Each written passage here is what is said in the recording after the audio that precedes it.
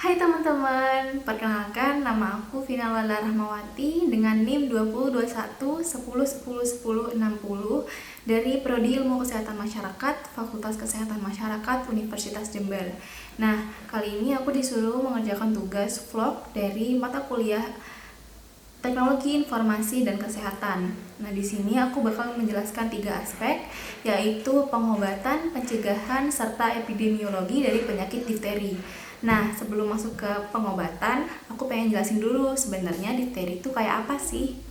Nah, difteri sendiri adalah infeksi bakteri pada hidung dan tenggorokan yang beberapa tahun kemarin sering terjadi di Indonesia dan ramai terjadi di negara ini. Nah, kalian semua pasti penasaran kan gimana caranya dokter untuk memberikan pengobatan kepada pasien penderita difteri. Nah, yang pertama yaitu dokter memberikan antitoksin. Antitoksin diberikan untuk melawan racun yang ada dari bakteri difteri ini. Nah, dokter tidak langsung memberikan dosis tinggi, namun dokter memberikan dosis dari yang rendah lalu bertahap ke dosis selanjutnya. Karena tidak semua tubuh mau menerima antitoksin ini. Hal ini dilakukan apabila penderita alergi terhadap antitoksin. Nah, yang kedua, dokter memberikan antibiotik tentunya dengan resep dari dokter, serta dokter akan memberikan booster vaksin atau yang biasa disebut imunisasi saat pasien kembali sehat. Nah, gejala yang dialami oleh penderita akan terasa pada 2-5 hari setelah bakteri masuk ke dalam tubuh sang penderita. Gejalanya apa saja sih? Gejalanya meliputi sakit saat menelan, sakit tenggorokan, demam, hingga menggigil, sakit kepala, sakit menelan, sulit bernafas, dan tubuh terasa lemah, serta ada pembengkakan di leher. Lalu, bagaimana cara kita mencegah hal ini agar tidak terjadi pada kita? Gejala yang dialami oleh penderita akan terasa pada 2-5 hari setelah bakteri masuk ke dalam tubuh sang penderita. Gejalanya apa saja sih? Gejalanya meliputi sakit saat menelan, sakit tenggorokan, demam, hingga menggigil, sakit kepala, sakit menelan, sulit bernafas, dan tubuh terasa lemah, serta ada pembengkakan di leher.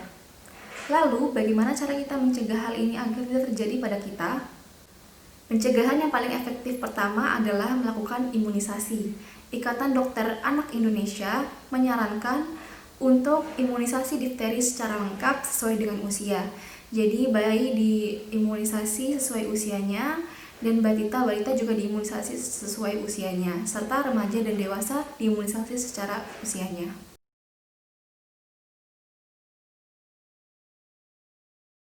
Nah, teman-teman, hari ini aku mengundang salah satu teman aku yang salah satu anggota Karang Taruna di daerah rumah aku.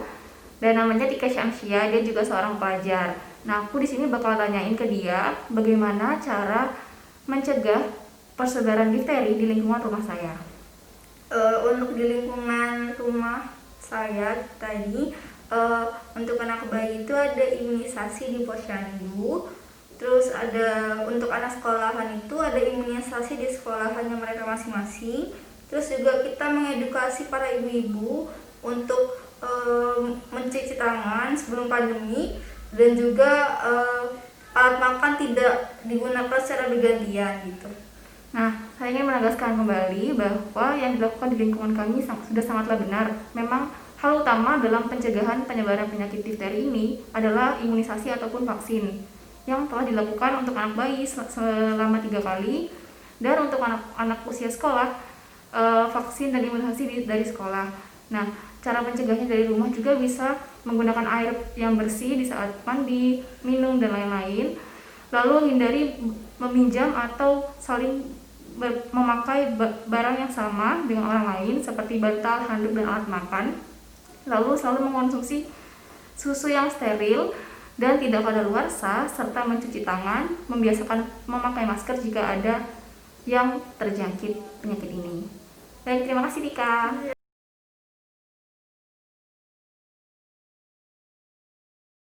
Untuk anak usia kurang dari 1 tahun, wajib dilakukan imunisasi difteri atau DPT sebanyak 3 kali.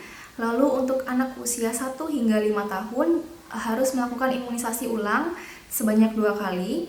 Untuk anak usia sekolah maupun sekolah dasar wajib melakukan imunisasi dari program sekolah pada kelas 1, kelas 2, kelas 3, dan kelas 5 SD, serta untuk umur dewasa atau usia dewasa dilakukan imunisasi setiap 10 tahun 1 kali. Nah, itu dia pencegahan dan juga pengobatan difteri. Selanjutnya adalah epidemiologi difteri. Wilayah Asia Tenggara merupakan wilayah dengan kasus difteri tertinggi di seluruh dunia. Dan Indonesia merupakan salah satu negara dengan kasus difteri tertinggi di dunia. Semenjak 10 tahun terakhir yang saya kutip dari alomedica.com, Indonesia tercatat 1.192 kasus difteri. Dan pada tahun 2017 ini tercatat 591 kasus dengan 32 angka kematian difteri di 95 kabupaten atau kota di 20 provinsi di Indonesia. Teman-teman, itu tadi penjelasan dari saya. Semoga bermanfaat. Tetap jaga kesehatan dan jangan lupa kunjungi website kami yang akan saya taruh di deskripsi box. Terima kasih. Wassalamualaikum warahmatullahi wabarakatuh.